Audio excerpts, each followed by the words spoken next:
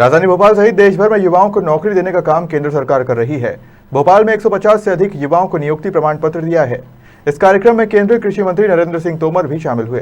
दिल्ली में धरने पर बैठे पहलवानों के सवाल को केंद्रीय कृषि मंत्री नरेंद्र सिंह तोमर ने टाल दिया। उन्होंने कहा कि कृषि और अन्य मुद्दों पर चर्चा की जाए। नरेंद्र सिंह तोमर का कहना है कि साल 2014 के बाद से किसानों के लिए केंद्र सरकार ने काफी ज्यादा काम किए हैं। 2013-14 में देश भर का कृषि बजट 21,000 करोड़ होता था, लेकिन अब 1,32,000 करोड़ हो गया है। प्रधानमंत्री नरेंद्र मोदी कृषि और किसानों के लिए कई योजनाओं को लेकर आए हैं। प्रधानमंत्री कृषि सम्मान योजना के साथ साथ नई नई तकनीकों का आज योग किया जा रहा है। गुजरात की तर्ज पर मध्य प्रदेश में होने वाले बदलाव को केंद्रीय मंत्री ने खारिज कर दिया। उन्होंने कहा कि संगठन इस विषय में कोई चर्चा नहीं कर रहा है। ऐसी अफवाहों पर ध्यान देने की जरूरत नहीं है। 15 अगस्त को उनके ध्यान में आया तो एक अभियान हाथ में लिया कि एक वर्ष में 10 लाख लोगों को सरकारी नौकरी मिले। इस दृष्टि से केंद्र सरकार प्रयास करेगी और इसी अभियान के अंतर्गत आज ये तीसरा चरण है। पहले चरण में 75 लोगों को अपॉइंटमेंट दिया गया, दूसरे चरण में 71,000 लोगों को दिया गया और तीसरे चरण में आज फिर 71,000 लोगों को नियुक्ति दी जा रही है। लेकिन इसके साथ ही साथ निजी क्षेत्रों में भी रोजगार के अवसर की उपलब्धता बढ़े, इस दिशा में भी भारत सरकार ने निश्चित रूप से सदप्रयत्न किया है। आप सबको ध्यान में होगा, शुरुआती दौर में हमारे युवा स्किल्ड हों, इसके लिए IITs की कल्पना की गई थी और देश भर में अनेक स्थानों पर ITI जैसे छोटे संस्थान भी खोले गए। लेकिन हम सब लोगों ने देखा कि ITI ने अपना काम भी किया, लेकिन हुनर की गुणवत्ता वैसी नहीं है जो गुणवत्ता आज प्रतिस्पर्धा का सामना में बदलाव को अभी दिल्ली में नड्डा जी का प्रदेश में सर क्या है सर, क्योंकि यहाँ भी गॉसिप काफ़ी होती है कि होगा गुजरात मॉडल आएगा और सब चीज़ें। देखिए, दरअसल पार्टी में इस प्रकार के विचार अभी अस्तित्व में नहीं है और गॉसिप से कोई बदलाव आता नहीं। किसान संगठन भी लगा किसानों को। देखिए, कृषि का क्षेत्र हमारे देश के लिए महत्वपूर्ण क्षेत्र है। 2014 के बाद लगातार प्रधानमंत्री जी ने कृषि के क्षेत्र के प्रति अपनी प्रतिबद्धता को जाहिर किया है। कृषक की आमदनी बढ़े, कृषि का क्षेत्र भविष्य की पीढ़ी के लिए आकर्षण का केंद्र बने, इसके लिए अनेक प्रकार के काम किए गए। 13-14 में अगर हम देखते हैं तो ध्यान में आएगा कि कृषि मंत्रालय का बजट 21,000 करोड़ रुपए का देश भर का होता था।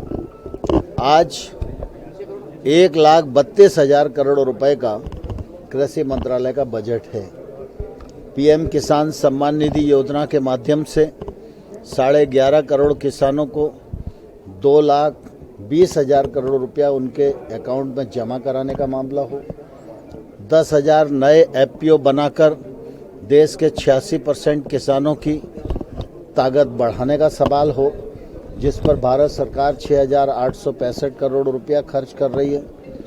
खाद्य तेलों की हमारी इंपोर्ट पर निर्भरता है, उसको कम करने के लिए 11,000 करोड़ रुपए की लागत से ऑयल पाम मिशन को चालू करने का मामला हो, फिर चाहे KCC हो, फसल बीमा जैसे सुरक्षा कवच हों, खेती के क्षेत्र में टेक्नोलॉजी का इंटरवेंशन हो, महंगी फसलों की ओर किसान आकर्षित हो, किसान को वैल्यू चेन मिले, इंफ्रास्ट्रक्चर मिले, इसके लिए 1 लाख करोड़ रुपए का फंड प्रावधान नरेंद्र मोदी जी की सरकार ने किया है।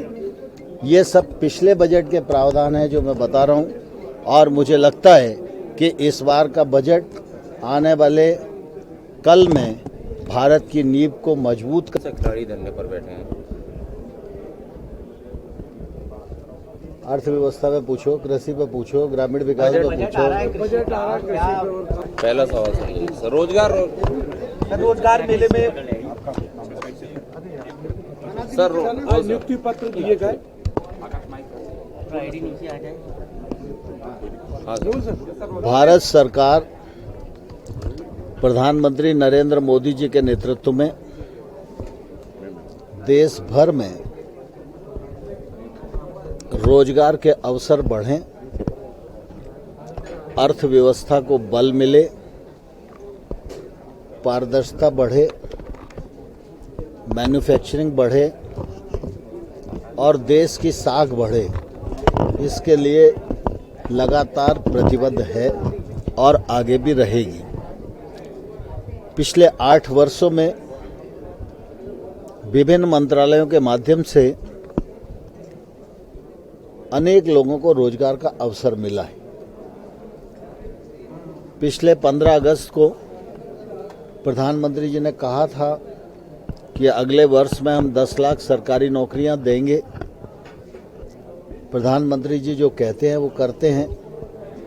उसी उद्घोषणा के अनुसार हर माह रोजगार मेले का आयोजन होता है। पहले रोजगार मेला अक्टूबर 22 को संपन्न हुआ। उसमें 75,000 लोगों को रोजगार दिया गया। उसके बाद दूसरा रोजगार मेला नवंबर में हुआ। उसमें 71,000 बच्चों को अपॉइंटमेंट लेटर दिए गए। और आज ये फिर तीसरा चरण है जिसमें देश भर के 45 स्थानों पर इस प्रकार के कार्यक्रम आयोजित हैं और आज 71,000 लोगों को अपॉइंटमेंट लेटर दिया जा रहा है।